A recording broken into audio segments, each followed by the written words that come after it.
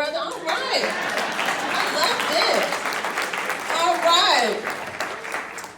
Tori has been a certified holistic personal trainer for 5 years. He is a mentor of a member of the African Hebrew community. He is the CEO and founder of Lion of Judah Fitness Club. He is a business consultant working with entrepreneurs to become mindful and develop divine institutions. Please give it up for Mr. Tori Wiley. All right, Miss Nakia Ford, aka Chef Nikki. All right. So first and foremost, the only people who are proven to be deficient in protein are people who are not eating at all. Okay, so it's pretty hard if you're eating a regular diet to not get protein, whether that's plant-based, whether that's whatever. So protein deficiency is for people who are not necessarily eating at all. So Tori, you are a trainer. You have multiple clients. Do you encourage them to go vegan when they train with you? Yeah, so not in that way, particularly like, oh yeah, okay, when you come to a vegan gym, you gotta be vegan. No.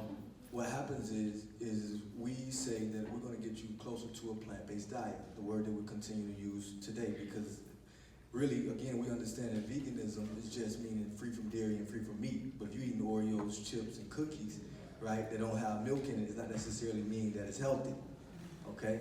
So with that being said, we're getting them closer to a plant-based diet, and from there, what ends up happening is that they don't go back.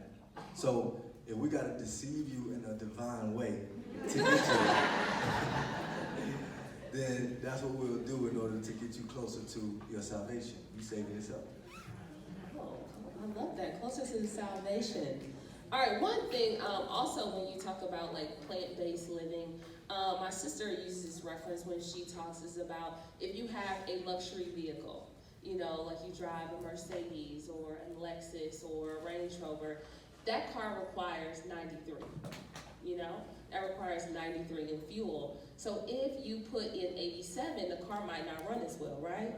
So if you treat your body the same way you would your luxury vehicle and you put in premium fuel, you're gonna be able to thrive a little bit faster and go a little bit harder throughout your day.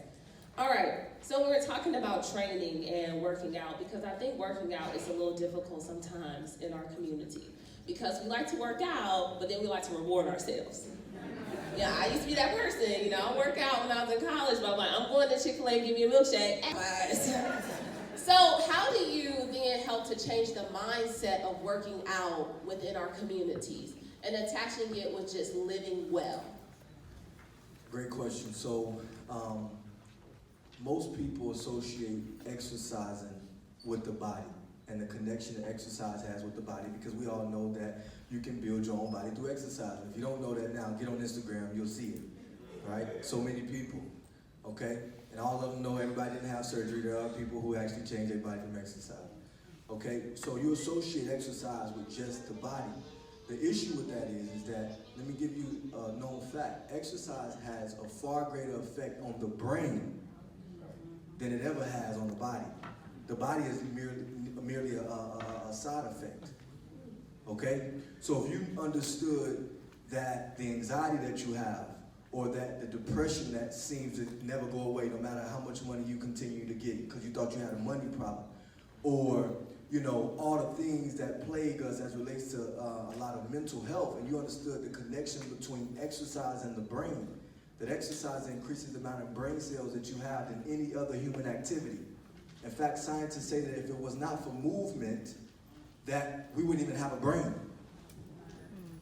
So if you are not moving, you literally, a lot of the times, your brain can diminish. And a lot of people who exercise more have bigger brains. The prefrontal cortex, and you talk about dopamines and things like that within your brain. So if you understood the connection of that, and then you understood that because your brain is not properly working, right, to its highest potential, then you lack the ideas, the creativity, the money, the connection with your spouse. So until you start associating exercising with these things, you're not going to be motivated enough because the pain of what you're not missing, of what your understanding is not greater than the pain of discipline and having to get up at 6 o'clock in the morning for an extra 30 minutes to work out.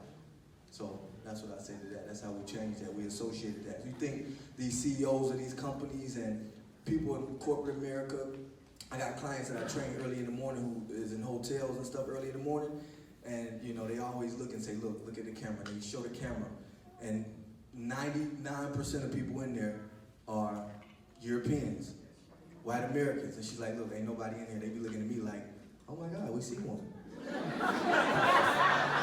You think they all in there just because they want a better body? No, because a lot of them body is not even all the way. They understand these things that I'm telling you. They understand the things that I'm telling you that's associated with it, which is giving them an advantage because they need that because of lack of with a lot of other things. So until we understand and link that, then we'll change our relationship with exercise. That's awesome, Corey. Thank you.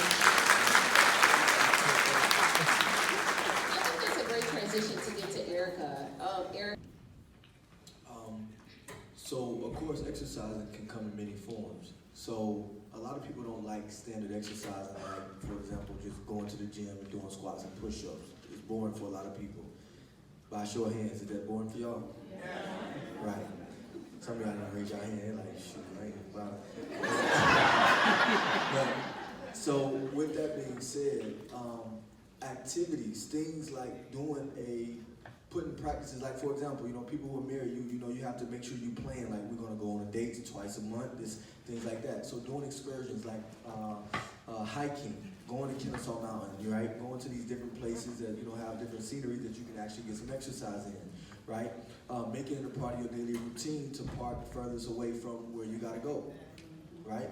And for whoever sets the rules in your house, that's just a part of it. You gotta set the rule of, hey, look, everybody gonna be exercising, you know, in here. So that's what we're gonna do. Right? You're talking about keeping a log. Okay, when you get home from your exercise, show proof or video that you did something. Right? We do it for things that don't make a lot of sense and things that are not conducive for our health. Why we can't do it with that? We gotta change the culture. Our culture is destructive. That's what we're talking about today is the plant-based healing summit from the state of health of Black America. Our culture in America is destructive. But I have empathy because I understand what we've been through. So exercise just has to be a part of that and trying to ingrain it with some of the things that you do as a family, with things that are fun, or sport, tennis. You might suck. You suck at everything you did for the first time. Did you walk the first time? Right? No. You know, but start doing these things, have activities, and do it as a family to keep each other accountable. Anybody else? There's some ways in which you can get the family moving. Dr. Bobby? You're an exercise enthusiast. What I found is, I watched a video on Facebook. It went viral. It was of like a Marine. He was giving like a speech, and he said, "If you want to change the world, start by making your bed every morning." And what he meant by that is that you need a sequence and a series of momentum. That word right there is so important, momentum. So the morning needs to be a sequence of momentum shift that you're committing to the things that you know you're supposed to do. But momentum can work against you too. So if you're not doing those things and you think you're about to have a good day, you didn't miss the first 10 things, can you turn it around? Yeah. Will it be challenging? Very much so. So the small little things, the goal of a morning routine that I would describe is to have less brain activity thinking about these things, and it becomes a ritual and where it's out of your conscious and it's really more of a subconscious act that you don't even think about. It has to be done. So those things for me is waking up, getting in the shower, and then from there, meditating and praying, right? And a lot of people, I get a lot of this because in our practice, a lot of people say, well, I don't know how to meditate. How many of y'all say that? Y'all don't know what to do to meditate, know it's hard, right? A lot of you, right? Because, and I've heard a simple thing to say, people said that prayer is when you talk to God, meditation is when you listen.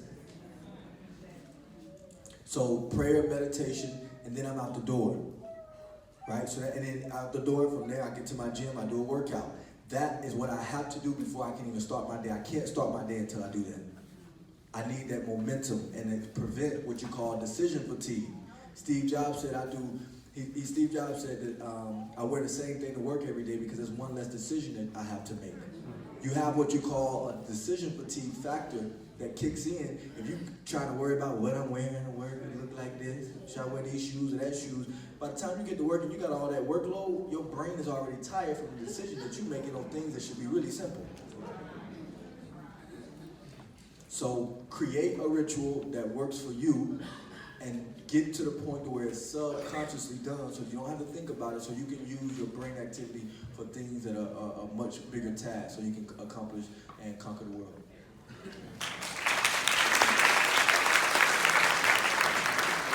Preserve anything unnatural is all straight from fruits and vegetables, and it's a wonderful source. It don't taste that bad. I know that everybody like protein tastes. It don't taste that bad. It don't really taste bad to me at all.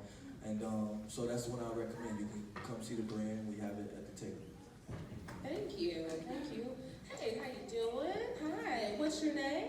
Results, or you have, or oh, you don't know. You just want to see if it's right. Okay. So a lot of these fad diets, which that's another fad diet, a lot of these fad diets follow the same pattern.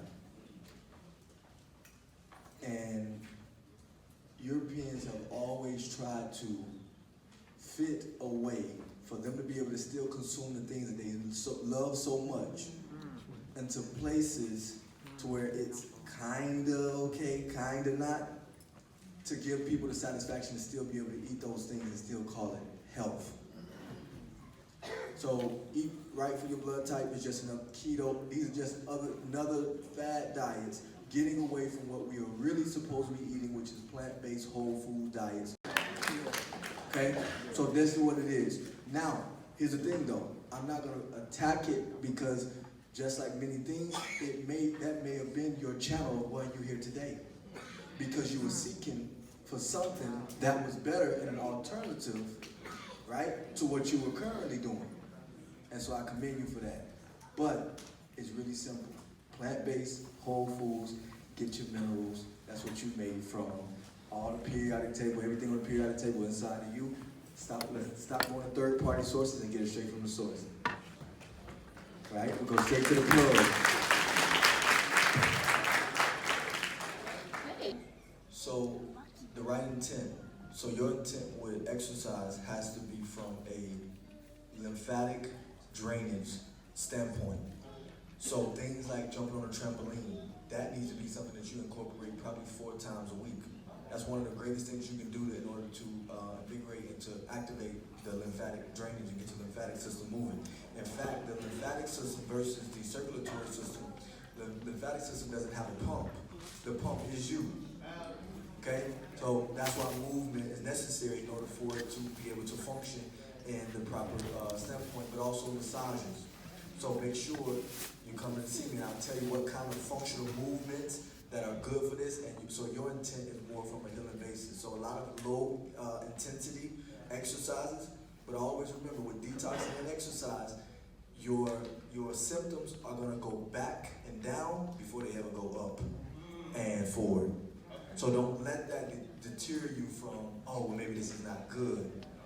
Not necessarily, but just have help along the way and coach you. Okay, thank you. But you should do the detox, for sure. You really should. Yep, so I would be remiss if I didn't mention this. One of the reasons why I'm on this panel today is because Dr. Price found an interest from the community that I come from. So I come from a group of quote-unquote African Americans who left America in the late 1960s, and we reestablished ourselves in a city in the southern part of Israel. Okay, we're the largest repatriation of Black Americans ever recorded in history, and we're the largest vegan community in the world. So when I tell you that this is going to take an ecology of people, we are fighting against some very powerful and established forces that is not in the best interest for you to be healthy. That you being here today is a threat to their society. The largest producer of milk the other day we just announced filed for bankruptcy. So you gotta understand, us being vegan, a plant-based diet for over 52 years, you gotta understand now I'm not 52 years old, but you gotta understand that it was abnormal for people to not understand that I didn't eat or drink dairy milk. Like vegan, my coaches say, oh, little veggie boy, right? Now it's become more normal, so your help is available. So before you leave here today, make sure you do one of the following at least. Book a consultation with Ms. Erica if you can, right? Eugene, try to volunteer at some of the forums that he may be working at, projects and things. Volunteer, get your hand in the soil. Get that relationship with that, With Doc, get the book, Education Over Medication. Make sure that you do the detox, 14, 20 day, do something, don't matter. Okay? Chef Nikki, reach out, find out what kind of tips with what she's doing on her journey, right? Food-wise, recipes, whatever the case may be. And then with myself and my organization, come by, stop by our table. We do a 7-day holistic health program. It's free. Come do it. It's a jump start. It will change you in 7 days. I'm telling you, your mindset will never be the same. Honest to God, truth. So do something. The law of attraction is being at action. Make sure you're doing that, and where you not have the pain of regret, but the pain of discipline is further, and it's a lot more efficient.